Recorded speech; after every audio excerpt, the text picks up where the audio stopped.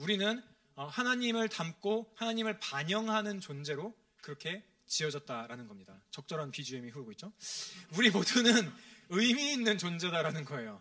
우리 개개인은요. 우리가 설령 그렇게 자기 자신을, 나 자신을 그렇게 생각하지 않는다고 할지라도 우리는, 하나님께서는 우리를, 저와 여러분 모두를요, 가치로운 존재이고 의미 있는 존재요, 삶의 목적이 있는 존재로 그렇게 만드셨다라는 겁니다. 그런데 문제는 이겁니다. 우리는 그런 삶을 존처럼 잘 누리지 못하게 된다라는 거죠. 못하게 되었다라는 거죠. 왜냐하면 첫사람인 아담과 하와의 범죄로 인해서 그들은 하나님의 명령을 지킬 수 있는 상태였지만 그의 죄로 인해서 우리들은 하나님의 명령을 지킬 수 없는 상태가 되어버렸습니다. 아담과 하와가 선악과를 먹고 범죄를 한 것은 하나님께서 야, 너 내가 선악과 10개인 거 다 세놨는데 하나 없더라? 라고 해서 그거 열매 하나 없다고 하나님께서 화를 내시는 것이 아니라 그가 하나님의 명령을 어긴 것 자체가 하나님을 더 이상 하나님으로 여기지 않고 스스로 하나님이 되겠다라는 그 선포에 가까운 행위였기 때문입니다. 그로 인해서 하나님께서는 인간에게 진노하셔서 벌을 내리셨고 그로 인해 인간에게는 모든 종류의 비참함과 소외가 주어졌다. 그게 이제 일부의 내용 중에 일부입니다. 그러고 나서 이런 내용이 이어지죠. 하지만 하나님께서는 인류를 있는 상태로 비참함에 빠진 상태로 소외에 빠진 상태로 그냥 내버려두지 않으시고 유일하신 아들 예수 그리스도를 이 땅 가운데 보내셔서 십자가를 지게 하셨고 십자가 위에서 우리가 겪어야 될 하나님의 진노를 대신 겪으셨다라는 것. 그리고 십자가 위에서 일어난 일은 그리스도의 의를 우리에게 주신 일이고 우리의 불의함이, 우리의 죄가, 하나님의 백성들의 죄가 그리스도께 주어진 그런 사건이다라는 겁니다. 그리고 이게 지금까지 말했던 이 사건들이 우리가 가진 희망이다라는 거였어요. 십자가에서 죽으시고 부활하신 그리스도께서 지금도 살아계셔서 저와 여러분을 도우신다라는 소식, 세상의 모든 것들이 흔들려도 우리가 그분의 소유라는 사실은 변하지 않는다라는 게 1부에서 다루고 있는 내용이었습니다. 그리고 우리는요, 오늘까지의 내용이 이제 2부의 내용이에요. 1부가 이제 끝났고 이제 2부의 내용도 마무리를 하는 그런 작업인 거죠. 2부는요, 1부에서 지금까지 다룬 우리는 우리들의 것이 아닙니다 라는 이 사실이 어떻게 해서 그렇게 될 수 있는가, 어떻게 이루어졌는가를 조금 더 구체적으로 다룹니다. 2부에서 우리는 지금까지 그리스도 예수 안에서만 참된 행복을 누릴 수 있다는 것을 배웠어요. 그리스도 예수 안에서만 우리는 참된 행복을 누릴 수 있다는 것을 배웠어요. 하나님의 아버지와 그의 유일하신 아들 예수 그리스도와 더불어 성령께서도 영원한 하나님이시다라는 것들을 배우면서 성령 하나님께서는 그럼 도대체 우리들의 삶 가운데 저와 여러분 같은 죄인들에게 어떤 일들을 행하시는가를 주로 2부에서 이제 다루었다라는 거예요. 성령께서 저와 여러분의 삶에 행하시는 일들이 뭐가 있을까요? 그렇습니다. 네.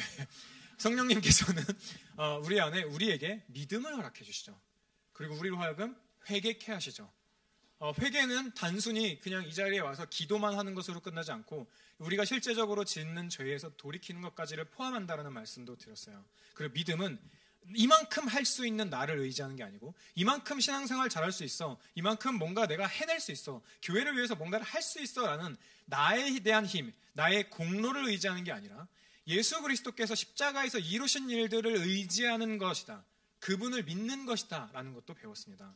회개는 내가 이만큼 후회합니다. 하나님, 내가 이것도 잘못했고 저것도 잘못했어요. 나는 이만큼 후회해요 라면서 그거 사실을 하나님께 알려서 죄사함을 받는 게 아니라고 했습니다. 회개 그 자체도 죄사함의 공로는 절대 될 수가 없다라는 말씀을 드렸어요. 우리들이 회개를 통해서 단순히 기도만이 아니라 우리를 하나님의 뜻과 인도하심 아래에서 하나님을 하나님처럼 여기면서 살고, 원래 그래야만 했던 것처럼 하나님을 하나님처럼 여기고 살겠다라는 마음의 변화, 그게 바로 회개다라고도 말씀을 드렸어요. 이렇게 믿음과 회개로, 성령님의 은혜로 해서 믿음과 회개를 함을 얻게 된 자들에게는 주어지는 선물들이 있었습니다. 그 선물들은 물어보지 않을게요. 그 선물들은 이런 것들이 있었죠.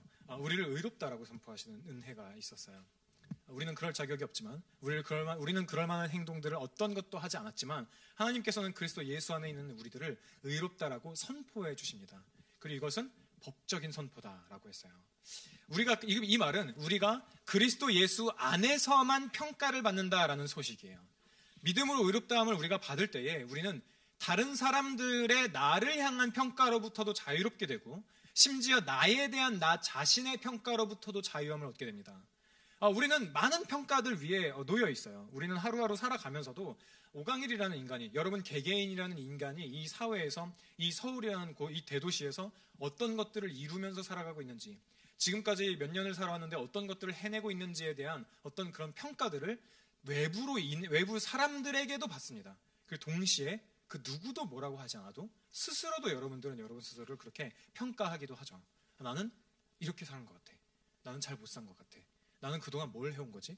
혹은 다른 사람들에게도 얘기를 듣기도 하죠. 너는 그동안 뭘 했니? 이런 이야기들을 우리는 종종 듣게 됩니다. 근데 예수 그리스도 안에서 의롭다 칭함을 받았다라는 것은 진정 소중한 그리스도 예수 안에서 그 어떤 것보다도, 외부의 어떤 사람들보다도, 아니 나보다도 더 나를 잘 아시는 하나님께서 올바른 평가로 그리스도 예수 안에 있는 나를 의롭다라고 인정해 주시고 그런 평가를 우리에게 허락해 주신다라는 겁니다. 그렇기 때문에 의롭다함을 받은 자들에게는요, 위대한 교환이 이루어집니다. 우리는 우리의 모든 것, 우리가 할 수 있는 모든 것을, 우리의 모든 것, 우리의 죄를 그리스도께 드리되 그리스도께서 행하신 모든 일로 인한 의로움은 저와 여러분의 것이 됩니다. 저와 여러분의 소유가 됩니다. 그분께서, 예수 그리스도께서 이 땅 가운데서 십자가를 지시고 십자가를 지시기 전에 하나님의 모든 말씀을 지킴을 통하여서 얻게 된, 획득하게 된 그 의로움, 하나님으로부터 법적으로 선포되는 그 모든 의롭다라고 하는 그 평가들을 하나님께서 그리스도 예수 안에 있는 우리들에게 주신다라는 거예요. 똑같이 주신다라는 거예요.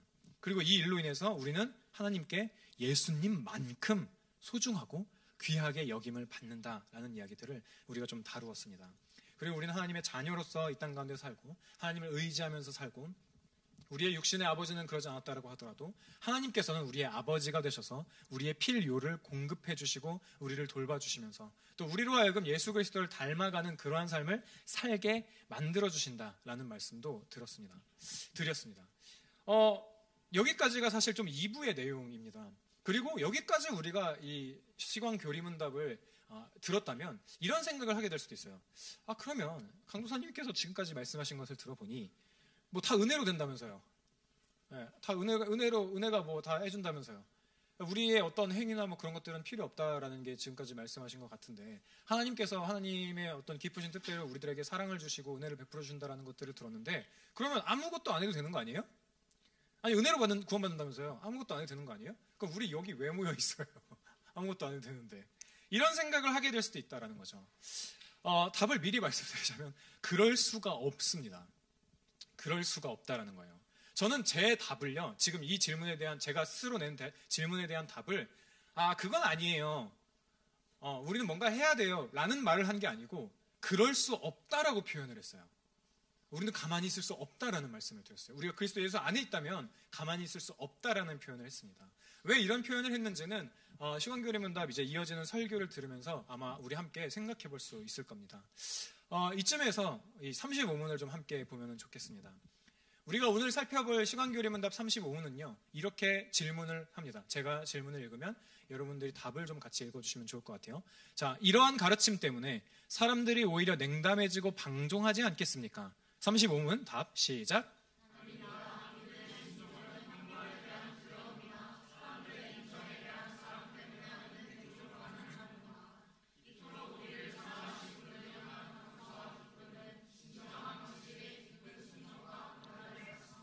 네, 그렇습니다. 이 35문의 질문은 이러한 가르침 때문에 사람들이 방종하게 되지는 않습니까? 사람들이 오히려 서로를 향해서 냉담하게 되지는 않습니까? 라는 질문으로 시작을 하고 있어요. 그리고 여기서 말하는 이러한 가르침은 지금까지 1문부터 34문까지 걸쳐서 우리가 살펴봤던 하나님의 은혜로 의롭다 하심을 받게 되는 것들, 믿음과 회개, 의롭다 하심, 자녀 삼아 주시는 것, 우리를 거룩해 하시는 것, 그 모든 것들을 다 포함하고 있어요. 이 가르침이 오히려 우리를 방종하게 만들진 않겠냐라는 거예요. 굉장히 타당한 질문이죠. 우리는 이런 질문을 던질 수 있습니다. 그런데 이 시간교리문답의 답은요, 이렇게 이야기를 해요. 믿음의 순종은 형벌에 대한 두려움과 사람들의 인정에 대한 자랑 때문에 하는 맹종과는 아예 다릅니다라고 얘기를 하고 있어요. 분명하게 구분을 하고 있죠. 믿음으로 하나님께 드리는 순종과 그냥 맹종, 그러니까 두려움에 의해서 하는 것, 그리고 인정에 대한 자랑을 하기 위한 욕구 때문에 하는 이런 종류의 순종과는 참된 순종은 분명히 다르다라는 거예요. 그리고 이 순종은 우리를 사랑하신 분을 향한 감사와 기쁨으로부터 참된 순종이 비롯된다. 진정한 방식의 기쁜 순종과 변화를 낳는다라고 그렇게 우리에게 말을 해주고 있습니다. 모든 순종이, 우리가 하는 모든 순종이, 아니 어쩌면 우리가 서로에게 하는 말들에게서도 느낄 수 있을 거예요. 모든 종류의 순종이 상대방을 기쁘게 만들지는 않습니다. 우리는 누군가의 말을 들으면서도 뭐 부모님의 말씀을 듣든 교수님의 말씀을 듣든 아니면 여러분들 서로 간에 어떤 이런저런 이야기를 하면서도 이것 좀 해줄래? 저것 좀 해줄래? 라는 부탁들을 받기도 해요. 근데 그 말에 따르는 것들이 그냥 내가 예를 들어서 뭔가 뭐 의자를 가져다 줘 라고 부탁을 했을 때 그 말을 순종하는 것들이 의자 자체를 나에게 줄 수는 있지만 그 모든 행동들을 한 것으로 인해서 제가 기뻐지지 않는 그런 순종의 종류도 분명히 있다라는 거예요. 그러니까 예를 들면 이런 거죠. 성경은요, 이 66권으로 되어 있는 책의 묶음집입니다. 그 성경에는 출애굽기라는 책이 있어요. 그러니까 이게 이제 출애굽기 이러니까 조금 어려운 단어처럼 느껴질 수 있는데요. 띄어서 읽으면 편합니다. 출애굽기라고요. 그러면 이제 약간 이렇게 생각할 수 있죠. 애굽을 탈출하는 뭔가 이제 글이구나라고요. 예, 그렇게 봐도 아주 정확합니다. 이스라엘이라는 나라는요, 애굽이라는 나라에서 학대를 받습니다. 노예 취급을 받으면서 노예 생활을 하면서 막 그런 생활들을 해요. 근데 이스라엘 자손이 애들도 막 많이 낳게 되니까 애굽의 왕인 바로는 이스라엘에게 엄청난 일을 더 시켜요. 이미 힘든 상태인데 이미 많은 일로 인해 괴로워하고 있는 그들인데 더 많은 일을 시켜버려요. 육체적으로 더 어려운 일을 시켜요. 근데 이게 그들이 건강해졌는지는 모르겠지만 더더욱더 많은 자녀들을 출산하게 되는 거예요. 이런 현상이 지속되자 바로는요, 아이 낳는 것을 돕는 사람들에게, 산파들에게 이런 이야기를 하죠. 남자아이가 태어나면 다 죽여버리라고 얘기를 해요. 굉장히 끔찍한 일이죠. 근데 그런 일들이 이스라엘에게 닥쳐옵니다. 근데 모세라는 인물이 하나님의 은혜로 인해서 죽지 않고 살게 돼요. 그리고 여러 우여곡절 끝에 하나님께서 모세와 그의 형인 아론을 하나님의 말씀을 전하는 자로 세우시고요. 그리고 바로에게 가서 이스라엘 자손을 이제는 해방시켜줘 라고 그런 말을 전달해 라는 명령을 받고 바로에게 나아갑니다. 그런데요, 바로는 이스라엘 민족을 보내지 않아요. 처음에 모세를 통하여서 보였던 여러 가지 기적들과 기적들 이런 것들을 애굽에 있는 술사들도 똑같이 행하기도 하고요. 그런데 그 다음에는 정말 많이 힘들어하는 정말 어렵고 끔찍한 재앙들이 애굽 전역을 들이닥치기도 합니다. 애굽 전역을 뒤덮기도 해요. 근데 그럴 때에 바로라고 하는 이 왕은요, 그 재앙에 굴복하는 것처럼 보여요. 출애굽기에 보면 이렇게 이야기를 하고 있거든요. 밤에 바로가 모세와 아론을 불러 이르되 너희와 이스라엘 자손은 일어나 내 백성 가운데서 떠나 너네가 말한 대로 가서 여호와를 섬기며 너희가 말한 대로 너희 양과 소도 몰아가고 나를 위하여 축복하라 하며 여기서 우리가 바로의 태도를 좀 눈여겨볼 수 있습니다. 바로는 이렇게 얘기해요. 심지어 밤에 불러요. 그러니까 너무 괴로웠던 거예요. 재앙이 지금 닥쳐오고 있는 게, 닥치는 상태에 있는 게 너무 괴롭고 힘들어서 야 빨리 불러 모세 아론 빨리 불러 데리고 와. 그래서 데리고 와서 이제 데리고 온 다음에 야 이제 그냥 너네 가라. 너무 힘들다. 가라라고 해서 보낸 거예요. 바로는요, 모세를 통해 전달된 하나님의 말씀에 순종하는 것처럼 보여요. 보냈으니까요. 가라고 했으니까요. 그렇지만 결국에는 순종하지 않습니다. 당장 재앙이 있을 때는 두려워서 아유 알겠어, 이스라엘 그냥 빨리 보낼 테니까 하나님께 말씀드려서 이 재앙을 빨리 걷어달라고 해. 나 잠 좀 자자. 이렇게 말하고 보내는 신용만 합니다. 근데 재앙이 사라지고 나자 다시 자신의 명령을 철회하고요, 이스라엘을 다시 불러 모아요. 그리고 다시 노예로 삼아버리죠. 이런 종류의 순종을 순종이라고 할 수 있을까요? 하나님의 말씀에 따랐다라고 말하기는 참 어려울 거예요. 당장 내 눈앞에 펼쳐질 것들이 두려워서 억지로 말씀을 따르는 거니까요. 또 다른 뭔가 잘못된 순종은 인정을 쫓는 순종이 있습니다. 마태복음 6장에 보면 자기 의로움을 드러내려고 하는 사람들이 등장해요. 그러면서 이렇게 얘기를 하죠. 사람에게 보이라고 그들 앞에서 너희 의를 행하지 않도록 주의해라. 그리하지 아니하면 하늘에 계신 너희 아버지께 상을 받지 못하느니라. 그러므로 구제할 때에 외식하는 자가 사람에게서 영광을 받으려고 회당과 거리에서 하는 것 같이 너희 앞에서 나팔을 불지 마라. 진실로 너희에게 이르노니 그들은 자기 상을 이미 받았느니라. 너는 구제할 때에 오른손이 하는 것을 왼손이 모르게 하여 내 구제함을 은밀하게 하라. 은밀한 중에 보시는 너희 아버지께서 갚으시리라 라고 이야기를 하고 있습니다. 이런 사람들이 있다는 거죠. 하나님의 말씀을 지킨다라고 하는데 사람들이 보이는 데에서 나 이만큼 지키는 사람이야. 나 이만큼 거룩한 사람이야. 나 이만큼 교회에 이득을 주는 사람이야. 교회에 도움을 주는 사람이야. 교회에 헌신을 하는 사람이야. 라는 것들을 보이려는 목적을 가지고 사람들 많은 곳에서 헌신하는 사람들이 있었다라는 거예요. 이런 사람들에게서, 그러니까 이런 사람들은 이런 경험을 하기 쉽죠. 내가 원하는 정도의 인정이 올 때에는 만족합니다. 하나님을 섬기는 것이 그렇게 힘들지 않게 느껴져요. 왜냐하면 많은 칭찬들을 받고 있으니까요. 많은 이야기들을, 좋은 이야기들을 듣고 있으니까요. 그러나 그렇지 않을 때에는 만족할 수 없게 되죠. 하나님을 섬기는 것에 대해서, 하나님의 사랑에서 뭔가 교회를 섬기고 돕는 것에 대해서 만족할 수 없게 돼요. 왜냐하면 나는 인정을 목적으로 했는데 그 인정이 오지 않으니까요. 이 두 가지 종류의 순종, 두려움 때문에 단순히 나한테 갑자기 불운이 닥쳐올까봐 하는 순종들과 또 인정을 쫓는 이 두 가지 순종에는 공통점이 있습니다. 이 두 그룹 다 순종하라라고 말하는 하나님의 명령을 바르게 해석할 수 있어요. 뭐 해라, 저거 해, 이거 해라, 저거 해라를 바르게 알아들을 수 있어요. 그리고 그대로 행할 수 있어요. 그리고 심지어 어떻게 순종할지를 계획할 수도 있고 실행할 수도 있어요. 그렇지만 어떤 또 공동점이 있냐면 순종하라라고 명하신 분의 성품을 알지는 못해요. 어떤 분이 이 일을 시키셨는지, 이 일을 시켰는지, 나에게 이런 거를 하라고 순종하라라고 명하셨는지를 알지 못할 뿐만 아니라 관심이 없기도 해요. 왜 순종해야 되는지, 그리고 이 순종이 도대체 우리들의 삶을 어떻게 변화시킬지도 잘 모르게 된다라는 거예요. 무엇보다 이런 형태의 순종은요, 하나님을 사랑해서 하나님의 말씀을 따르는 것이 아니에요. 이런 순종을 할 때요, 우리의 행위는 변할 수 있어요. 우리의 행위는 당장에도 변할 수 있어요. 하지만 하나님을 사랑하지는 않기 때문에, 또 하나님의 사랑을 모르기 때문에, 부족한 순종 때문에 하나님의 사랑을, 혹은 여러분들을 향한, 서로를 향한, 친구를 향한 그 사랑을 잃어버릴까봐 두려워서 그 사람을 섬기게 되고, 사랑을 잃을까봐 두려워서 하나님을 섬기게 되고, 사람들에게서 오는 인정을 잃어버릴까봐 두려워서 더욱더 자기 자신을 괴롭게 만드는 방식으로 순종할 수도 있게 된다라는 거예요. 정말 끔찍한 관계가 되는 것이죠. 자기 자신을 계속 갉아먹는 그런 순종을 하게 된다라는 겁니다. 그러면 우리가 어떻게 기쁨으로 순종을 할 수 있을까요? 두려움 때문에 하는 순종, 인정을 하는 순종이 아니라 어떻게 기쁨으로 하나님께 순종을 할 수 있을 거냐라는 거예요. 정답은 사랑에 있습니다.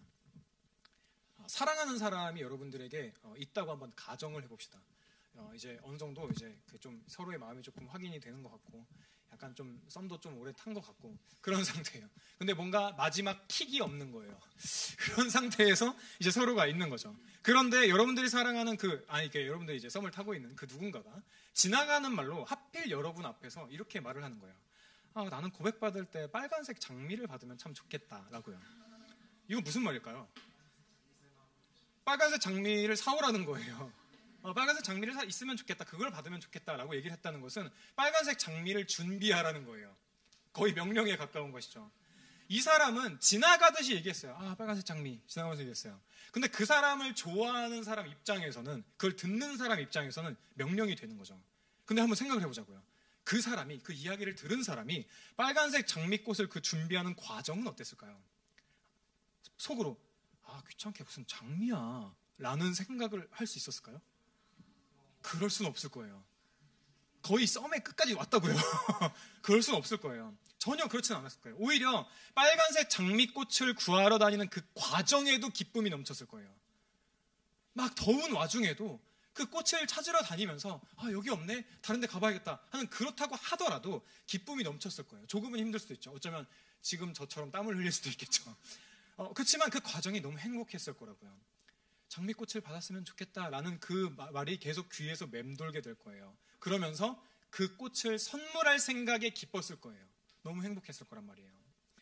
사랑하는 사람의 명령이 우리에게 압박처럼 느껴지지 않는 것처럼요, 우리가 하나님을 사랑할 때 하나님께서 우리에게 베푸신 그 사랑을 누릴 때요, 하나님의 명령이 우리를 압박하기 위한 수단이 아니라 사랑의 표현이라는 것을 알게 됩니다. 우리를 사랑해서 이런 명령을 하신다라는 것들을 알게 된다라는 거예요. 그럼 우리는 어떻게 이 하나님을 사랑할 수 있을까요? 우리는 우리에게 명령을 하신 하나님의 성품을 바르게 알 때요, 비로소 기쁨으로 순종할 수 있게 돼요. 그 사랑을 정말 알고 순종할 수 있게 된다라는 거예요. 저와 여러분과 같은 죄인들을 향한 하나님의 자비하심을 알게 될 때에, 그분의 사랑을 경험하게 될 때에 그분의 명령에 기쁨으로 순종할 수 있게 된다라는 거죠. 복음은요, 하나님의 사랑과 구원을 받을 수 없는 인간에게 받을 수 없는 사랑이 주어졌다는 기쁜 소식입니다. 그런데 복음은요, 그냥 지나가는 소식으로만 끝나지 않아요. 그냥 이야기로만 존재할 수 없어요. 우리 안에 복음이 들려질 때, 내가 이만큼의 사랑을 받은 존재구나. 나는 이만큼의 사랑도 받을 수 없는, 그럴 자격 없는 존재인데 내가 생각한 것보다 훨씬 더 큰 사랑을 받고 있구나라는 이 복음이 우리 안에서 울려 퍼질 때요, 그냥 복음은 하나의 이야기로 절대 끝날 수 없습니다. 왜냐하면 이 복음은요, 우리의 모든 것에 영향을 미치기 때문이에요.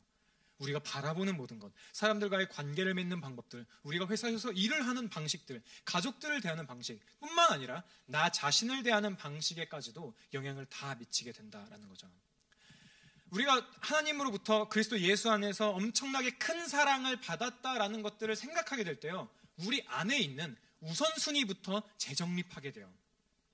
모호하지만 자기 애를 바탕으로 가지고 있었던 우선순위가 계속 바뀌게 되는 거예요. 우리는 많은 쾌락들을 원합니다. 쾌락을 바라고 원해서 지속적인 쾌락을 원하지만 그 안에서 참된 행복을 발견할 수 없는 그런 우리들의 우선순위가 바뀌게 된다고요. 내가 그리스도 안에서 하나님께 사랑을 받고 있다는 것, 그 사랑이 나를 끊임없이 붙잡고 있다는 이 진리는요, 우리의 모든 생각들도 다 바꿔놓게 됩니다. 그렇게 복음은 저와 여러분 안에서 새로운 삶을 계속해서 만들어내고 있는 거예요. 가장 높으신 그리스도께서 왕의 모습이 아니라 종의 모습으로 이 땅에 오셨기 때문에 우리는 왕의 자리가 아니라 서로를 섬기는 자의 모습을 우리의 추구미로 삼을 수 있어요. 가장 부유하신 분께서 가난해지셨고 모든 권력을 갖기에 합당하신 분께서 자신을 희생하셨기 때문에 우리는 이웃을 위해서 가난해지려는 선택을 하기도 하고요, 이웃을 높이려고 낮아지는 선택을 하게도 되는 거예요. 타인을 희생시켜서 나의 부를 축적하는 것 대신 나의 명예를 위해서, 인기와 명예를 위해서 다른 사람들을 뒷담화하는 것 대신에 다른 사람을 섬기고 사랑하는 마음이 우리 안에 형성되게 된다라는 거예요. 교회 안에서도 그냥 남이 하길래 따라했던 그냥 모임들이나 그런 행동들을 그냥 따라하는 게 아니라 하나님을 사랑해서 행동하게 되고 하나님을 사랑해서 더더욱더 모이기에 힘쓰게 되기도 합니다. 하나님을 사랑해서 섬기기도 하죠. 이런저런 여러 가지 모습으로요. 이 모든 것들이 복음으로 인해서 우리들에게 주어지는 일입니다. 저 역시도 마찬가지고요. 우리가 자주 하는 실수 중에 하나는 뭐냐면요, 복음이 비신자들에게만 필요하다라는 거예요. 복음은 예수님 모르는 사람들한테 필요한 거 아니야? 라는 생각들을 종종 하게 된다는 거예요. 나는 복음을 이미 들었으니까 이제 복음이 아니라 내가 뭘 해야 되는지를 들어야겠다라는 생각들을 하게 되기도 해요. 그렇지만 그렇지 않습니다. 복음이 저와 여러분의 내면을 변화시키기 때문에 복음을 믿음으로 우리는 구원을 받고 살아가면서 복음을 더 깊이 믿음으로 우리의 마음과 감정과 삶이 변화되는 것들을 계속 경험하면서 살아가게 되는 거예요. 그렇기 때문에 우리는 섬기면서도 계속해서 그리스도께서 우리들에게 행하신 일들이 무엇인지를 계속 들어야 돼요. 복음을 계속 들어야 돼요. 복음이 우리 안에서, 저와 여러분 안에서 점점 옅어질 때요, 지속적으로 복음 앞에 서는 일이 없이 일만 하게 될 때요, 우리들이 입으로는 말을 하지 않는다 하더라도요, 구원을 얻기 위해 순종해야 하는 것처럼 일하게 돼요. 한편으로는 하나님께서 내 모든 것을 봐주시기 때문에 뭐가 진리인지도 그냥 내가 정하면 되지 라는 생각까지도 하게 되면서 그냥 막 살게 되는 거예요. 근데 이 두 가지 모두 다 복음이 줄 수 있는 기쁨을 빼앗아가는 그런 모습이다라는 겁니다. 믿음으로 의롭다라고 칭해주시는 은혜를 잊어버리고 내 공로를 의지하려고 할 때요, 우리의 믿음은 흔들립니다. 반대로, 그와 완전 극단적인 반대로, 하나님께서 어차피 우리를 다 용납해 주시고 받아주시니까 내 맘대로 살아야겠다 라고 할 때에 우리 안에 하나님의 말씀에 순종해야겠다는 생각은 전혀 안 하게 되죠. 이런 분위기가 공동체 전체를 덮으면 어떤 일들이 생길까요? 공동체는 하나님의 사랑을 끊임없이 의심하면서 서로를 향해 어떤 조언도 할 수 없는 공동체가 되어버립니다. 용기를 내서 조언할 수 없는 그런 공동체가 되게 돼요. 정말 끔찍한 공동체가 되는 거죠. 복음은 나는 내가 생각했던 것보다 훨씬 더한 죄인이고 허물이 많은 존재입니다 라고 스스로 고백하게 해요. 겸손하게 만들죠. 동시에 나는 내가 바랬던 것보다 더 많은 사랑을 받고 용납되었습니다 라는 고백도 하게 해요. 다시 말씀드릴게요. 복음은 나는 내가 생각하는 것보다 훨씬 더한 죄인이고 허물 많은 존재야 라고 고백하게 함과 동시에 나는 내가 바랐던 것보다 더 많은 사랑을 받고 용납된 존재야 라는 것을 동시에 고백하게 한다는 거예요. 한편으로는 우리를 다른 사람들보다 더 낮은 자로 여기게 만들어버리죠. 나는 더한 죄인이야 라고요. 한편으로는 그러면서 동시에 삶을 자신감 있게 살아가게 만들어요. 나는 엄청난 사랑을 받은 존재구나 라는 것들을 떠오르게 그 사실을 믿게 만든다라는 거예요. 내가 죄인이라는 사실과 내가 사랑을 받고 용납되었다는 사실은 자기 자신을 낮출 줄 아는 겸손한 사람이 되게 함과 동시에 용기 있게 삶을 살게 만들어 간다라는 거죠. 우리는 복음 안에서 담대하면서도 그리고 서로를 향해서 세심하게 남을 진정으로 배려하면서 겸손하게 서로를 그렇게 대할 수 있습니다. 그렇게 하나님께서 서로를 사랑하라고 하신 명령들을 기쁨으로 순종할 수 있게 된다라는 거죠. 두려움에 의한 순종, 인정에 의한 순종은요, 우리를 쉴 새 없이 걱정하게 만듭니다. 무엇보다 기쁨 없이 순종케 하죠. 순종의 동기나 목적 따위를 중요하게 생각하지 않아요.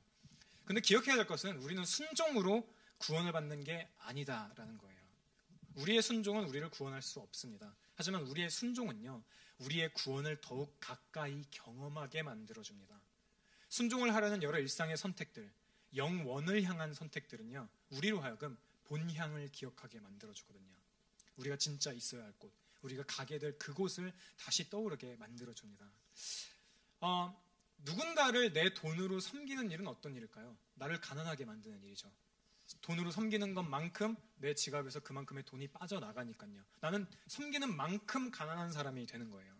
누군가에게 내 돈으로 돕는 일, 내 시간을 주는 일, 시간을 사용하는 그런 일은요, 이 돈이 내 것이 아님을, 돈을 벌게 하신 분이 하나님이심을 기억하게 만듭니다. 내 시간을 주는 일은 이 시간이 나의 것이 아님을 알게 한다라는 거예요.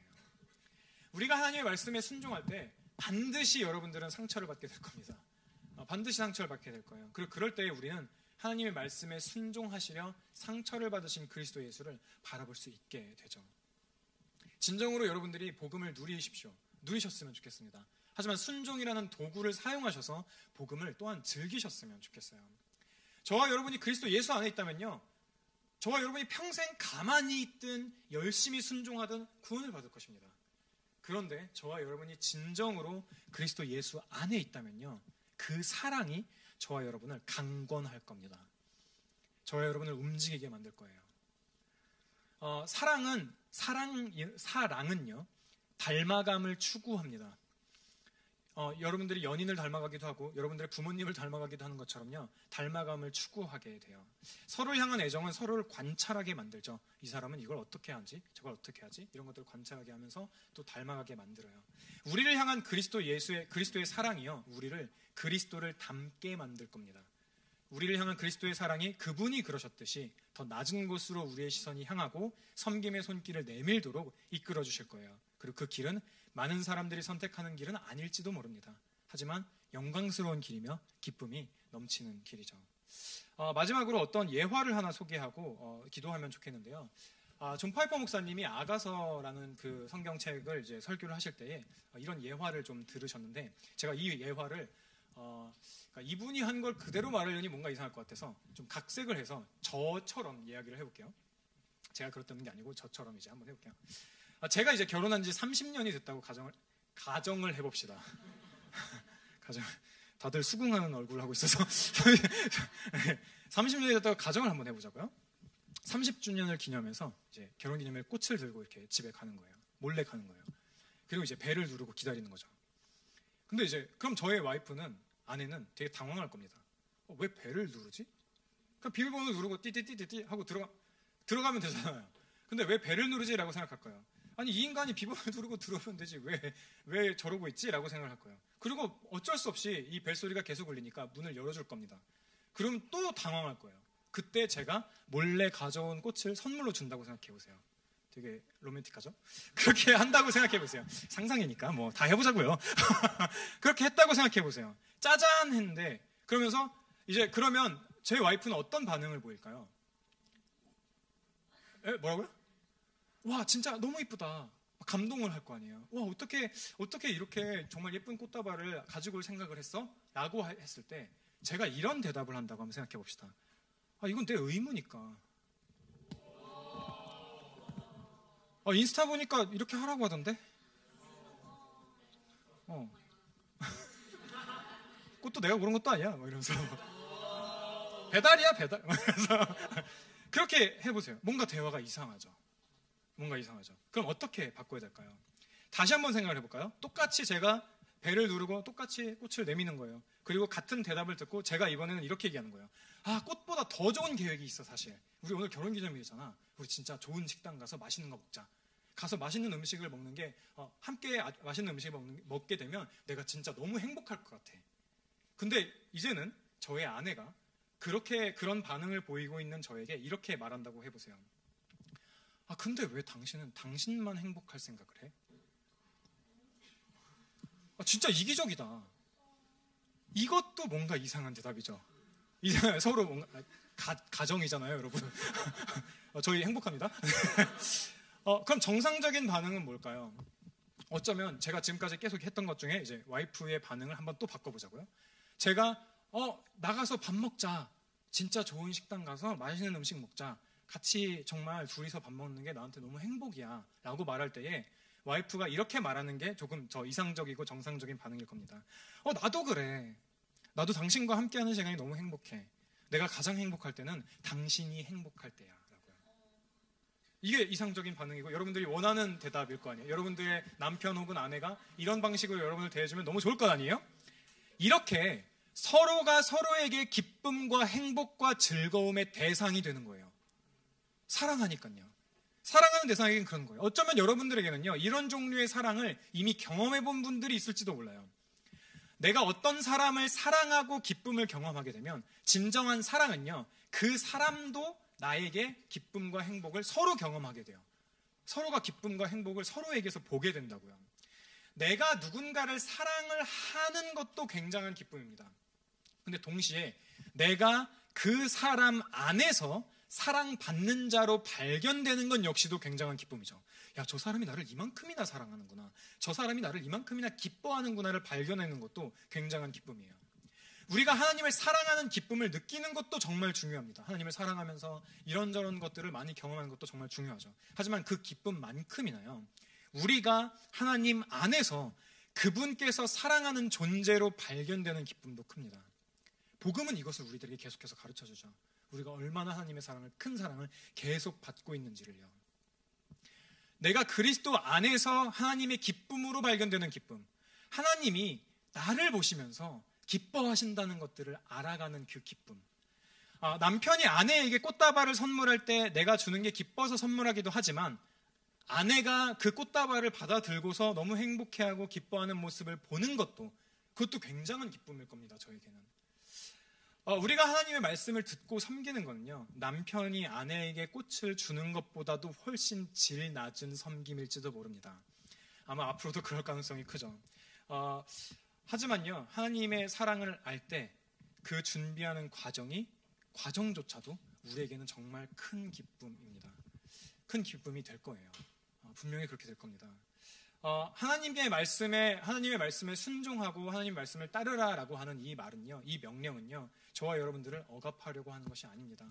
우리들의 자유를 억압하려는 것이 아니고 하나님의 사랑을 더욱더 알게 하시기 위해서, 더욱더 경험케 하시기 위해서 그 기쁨을 맛보게 하시려고 저와 여러분을 향해서 초대하는 것입니다.